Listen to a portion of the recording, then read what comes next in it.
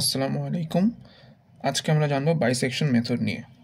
যে কোনো একটা ফাংশনের রুট বের করার জন্য অনেকগুলো মেথড আছে। তার মধ্যে একটা অন্যতম মেথড হচ্ছে বাইসেকশন মেথড। সো প্রথমে এটাই লিখেছি যে কোনো একটা ফাংশনের রুট বের করতে হলে এই মেথডটি ব্যবহার করা হয়।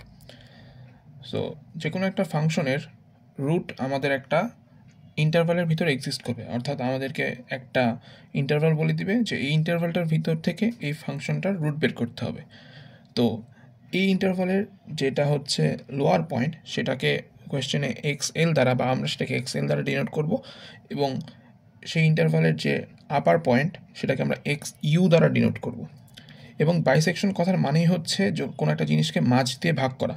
সো আমরা অ্যাকচুয়ালি কী করব, আমরা এই এক্স-এল এবং এক্স-ইউকে মাঝামাঝি ভাগ করেই আমাদের যে রুট এক্স-আর এটাকে বের করব, অর্থাৎ এক্স-আর কাইন্ড অফ মিড পয়েন্ট। তো এক্স-আরের সূত্রটা হবে এক্স-এল প্লাস এক্স-ইউ ডিভাইডেড বাই 2। এভাবে করে আমরা এক্স-আর এর মানটা বের করতে পারবো। তো এখন আমাদের যে ফাংশনটা দিবে প্রশ্নে, সেটার আদৌ কোনো রুট এক্সিস্ট করে কি না এটা বের করা যায়। এটা বের করতে হবে কিভাবে, যে ফাংশনটির যে আমাদের ইন্টারভালটার যে লোয়ার পয়েন্টটা ছিল সেই লোয়ার পয়েন্টটা আমরা ফাংশনে বসাবো। সো আমরা লোয়ার ভ্যালুটা পাবো, এবং আপার পয়েন্টটাও ফাংশনে বসাবো এবং ফাংশনটার আপার ভ্যালু পাবো। সেই দুইটা ভ্যালুকে যদি গুণ করি এবং সেটা যদি লেস দেন 0 চলে আসে, তখন আমরা বলতে পারবো ফাংশনটার অ্যাটলিস্ট একটা রুট বিদ্যমান আছে। যদি এটা পজিটিভ আসে তখন আদৌ ফাংশনটার কোনো রুট আছে কি না সেটা শিওরভাবে বলা যায় না। এবং কোনো একটা ফাংশনের রুট থাকতে হলে ফাংশনটিকে অবশ্যই রিয়েল ফাংশন হতে হবে এবং কন্টিনিউয়াস ফাংশন হতে হবে। কখনো কখনো প্রশ্নে বাইসেকশন মেথড না বলে বাইনারি চপিং নামও বলা হয়ে থাকে। এই বাইনারি চপিং এবং বাইসেকশন দুইটা আসলে সেম মেথড। বাইসেকশন পদ্ধতিতে আমরা কোনো একটা ফাংশনের রুট কীভাবে বের করব। সো এখন আমাদের বাইসেকশন মেথডের স্টেপগুলো জেনে নেওয়া দরকার। সো প্রথমেই আমাকে আইডেন্টিফাই করতে হবে এক্স-এল এবং এক্স-ইউ কোনটা। প্রশ্নে অনেক সময় বলে দেওয়া থাকবে, যদি প্রশ্নে বলে দেওয়া না থাকে তখন আমরা সাধারণত ছোট যে মানটা থাকবে সেটাকে এক্স-এল অর্থাৎ লোয়ার পয়েন্ট, এবং যে মানটা বড় সেটাকে আমরা আপার পয়েন্ট বা এক্স-ইউ ধরে নিব। সেকেন্ড স্টেপটা হচ্ছে আমাদেরকে মিড পয়েন্টটা ক্যালকুলেট করতে হবে এই সূত্র দিয়ে, x r equals to x l plus x u divided by 2। এই সূত্র দিয়ে আমাদেরকে এক্স-আর এটা বের করে নিতে হবে। থার্ড পয়েন্টটা হচ্ছে আমাদেরকে 3টা কন্ডিশন আমাদেরকে বিবেচনা করে দেখতে হবে। যদি আমি এক্স-এল অর্থাৎ লোয়ার পয়েন্টটা ফাংশনে বসিয়ে যে মানটা পাবো, এবং এই যে আমাদের মিড পয়েন্ট যেটা পেয়েছিলাম সেই মানটাও ফাংশনে বসিয়ে যে মানটা পাবো, এই দুইটাকে যদি আমি গুণ করার পর আমার রেজাল্ট 0 চলে আসে, তখন আমি ডিক্লেয়ার করে দিতে পারবো যে আমার যে এক্স-আর বের হয়েছিল সেটাই হচ্ছে আমার এই ফাংশনের রুট। তবে এটা খুবই রেয়ার কেস আসে, এটা সাধারণত আসেই না। আমাদের এই যে দুইটা পয়েন্ট, এই দুইটা কন্ডিশন হচ্ছে আমাদের মেইন কন্ডিশন, এবং এগুলোর উপরেই খেয়াল করে আমাদের ফাংশনের ম্যাথের নেক্সট কাজগুলো হবে। সো এই কন্ডিশনটা আমাকে বলতেছে যে লোয়ার পয়েন্টটা ফাংশনে বসানোর পর যে মানটা পাবো এবং এক্স-আর বসানোর পর যে মানটা পাবো, এই দুইটা ভ্যালুকে গুণ করার পর সেটা যদি গ্রেটার দেন 0 চলে আসে, তখন আমার নেক্সট ইটারেশনের জন্য এক্স-এল হয়ে যাবে এক্স-আর এর সমান। অর্থাৎ আমরা এক্স-আর এই ইটারেশনে, আমরা যে ইটারেশনে কাজ করছি সেই ইটারেশনে এক্স-আর এর যে মানটা হবে, নেক্সট ইটারেশনে সেই মানটা এক্স-এল হিসেবে ইউজ হবে এবং এক্স-ইউ সেম থাকবে। কিন্তু যদি এই গুণফলটা লেস দেন 0 চলে আসে, তখন ঘটনাটা আবার উল্টা হবে। তখন এক্স-ইউ হয়ে যাবে এক্স-আর এর সমান এবং এক্স-এল হয়ে যাবে এক্স-এল এর সমান। অর্থাৎ এক্স-এল চেঞ্জ হবে না, কিন্তু এক্স-ইউ চেঞ্জ হয়ে এক্স-আর এর সমান হয়ে যাবে নেক্সট ইটারেশনে। এই জিনিসটা আসলে একটা ম্যাথ দিয়ে সহজে বোঝা যায়। এখন আমরা এই রিলেটেড একটা ম্যাথ দেখি। এই প্রশ্নটিতে বলা আছে যে use bisection method to find the root of function -6x³ + 26x² - 18x - 13. Use initial guess of xl equals to 2, xu equals to 4.5. Perform 3 iterations. Compute both true and approximate error based on the fact that the root is 3.1723838. অর্থাৎ প্রশ্নে বলতেছে যে আমাদের যে given ফাংশনটা দেওয়া আছে এটা রুট বের করতে হবে বাইসেকশন মেথডে। আমাকে এক্স-এল এর মান বলে দেওয়া আছে 2, এক্স-ইউ এর মান বলে দেওয়া আছে 4.5। আমাকে বলেছে 3টা ইটারেশন দেখাতে এবং ট্রু এরর আর অ্যাপ্রক্সিমেট এরর দুইটাই বের করতে হবে, এবং ফাংশনটার যে আসল রুট সেটা দিয়ে দেওয়া আছে 3.1723838। ওকে, সো প্রথম ইটারেশন আমরা কি করছি, প্রথম ইটারেশনে আমাদের যেই এক্সএল এবং এক্সইউর মান দেওয়া আছে আমরা সেই মানগুলো ফাংশনে বসিয়ে সেই এফ অফ এক্সএল এবং এফ অফ এক্সইউর মান দুইটা বের করে নিয়েছি। সো সাধারণত যেহেতু আমাদের প্রশ্নে বলে দেওয়া আছে যে এর ট্রু রুটটি হচ্ছে এরকম, তো আমাদের এখানে অ্যাকচুয়ালি এই ফাংশনটার একটা রুট এক্সিস্ট করে কিনা সেটা না বের করলেও চলতো, যেহেতু দেওয়াই আছে। তাও আমরা আমাদের নিয়ম অনুযায়ী চেক করে দেখলাম যে আসলে ফাংশনটার একটা রুট এক্সিস্ট করে কিনা। সো আমাদের যে শর্ত ছিল যে এফ অফ এক্সএল এবং এফ অফ এক্সইউ এই দুটার গুণ করলে যদি 0 হচ্ছে ছোটো চলে আসে অর্থাৎ নেগেটিভ রেজাল্ট আসে, তখন আমরা বলতে পারবো ফাংশনটার একটা রুট এক্সিস্ট করে। সো এই যে দেখা যাচ্ছে এটা প্লাস এটা মাইনাস, দুইটা গুণ করলে অবশ্যই রেজাল্ট মাইনাসে আসবে। সো আমরা বলছি ফাংশনটার অ্যাটলিস্ট একটা রুট এক্সিস্ট করে।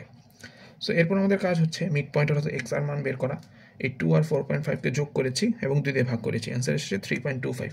আমরা এফ অফ এক্স আর অর্থাৎ এই মানটাকে ফাংশনে বসানোর পরে যে মানটা সেটা আমরা পেয়েছি -3.4075। আমাদের এরপরের কাজ হচ্ছে কন্ডিশন চেক করা। আমি বলেছিলাম যে আমাদের যে 3টা কন্ডিশন থাকে তার মধ্যে নিচের 2টা কন্ডিশন অর্থাৎ সেকেন্ড এবং থার্ড কন্ডিশনটাই আমাদের জন্য বেশি ইম্পর্টেন্ট। সো আমরা এখানে দেখেছি এফ অফ এক্সএল এবং এফ অফ এক্স আর এই দুটোকে গুণ করার ফলে অর্থাৎ এই রেজাল্টটা এবং এই রেজাল্টটা অবশ্যই একটা প্লাস একটা মাইনাস, সো গুণ করলে অবশ্যই <0 চলে আসবে। সো <0 চলে আসা মানে হচ্ছে আমার সেই থার্ড কন্ডিশনটার মধ্যে পড়ে গিয়েছে, অর্থাৎ এক্স ইউ এর মানটা এখন চেঞ্জ হয়ে এই এক্স আর এর সমান হয়ে যাবে, যেটা আমি এখানে লিখেছি যে এক্স ইউ হয়ে যাবে এক্স আর এর সমান, সেটা হচ্ছে 3.25। এবং এক্স এল এর মান চেঞ্জ হবে না, অর্থাৎ এক্স এল এর মান ছিল আমার 2, নেক্সট ইটারেশনের জন্য এক্স এল এর মান 2ই থেকে যাবে, এখানে কোনো চেঞ্জ আসবে না। যেহেতু প্রথম স্টেপ আমার অ্যাপ্রক্সিমেট এরর বের করার সুযোগ নেই, আমাকে শুধু ট্রু এরর বের করতে হচ্ছে, অর্থাৎ যে ট্রু ভ্যালুটা দেওয়া ছিল তার সাথে আমি আমাদের এই এক্স আরকে কম্পেয়ার করেছি। সো আমার ট্রু এরর এসেছে 2.44%। এই পর্যন্ত প্রথম ইটারেশনের কাজ শেষ। এবার হচ্ছে আমার সেকেন্ড ইটারেশনের কাজ। সেকেন্ড ইটারেশন যখন শুরু করব তখন আবারও এক্সএল এবং এক্সইউ লাগবে।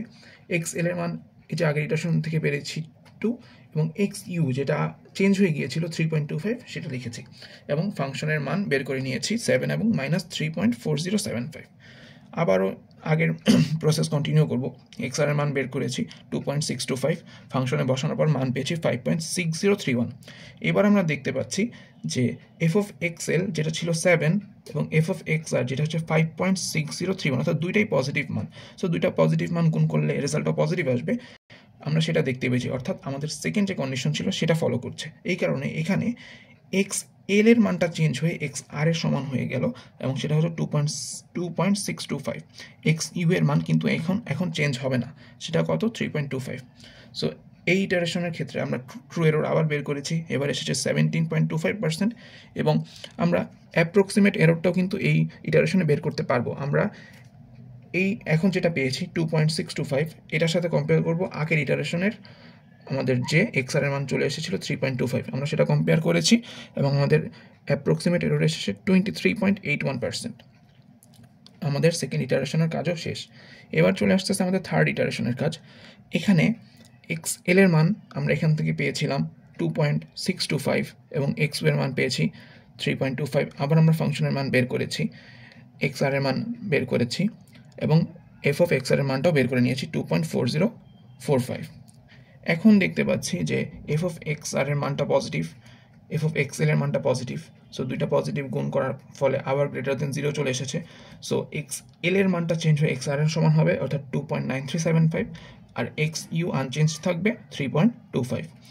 আমরা আবার কি করেছি, ট্রু এররটা বের করে নিয়েছি, এবার এসেছে 7.40% এবং অ্যাপ্রক্সিমেট এরর বের করে নিয়েছি, সেটা আসছে 10.64%। সো আমাদের যেহেতু বলেছিল যে 3টা ইটারেশন পর্যন্ত দেখাতে, সো 3টা ইটারেশনের পরে আমাদের যে রুট সেটা অবশ্যই এই এক্স আর এর সমান হবে।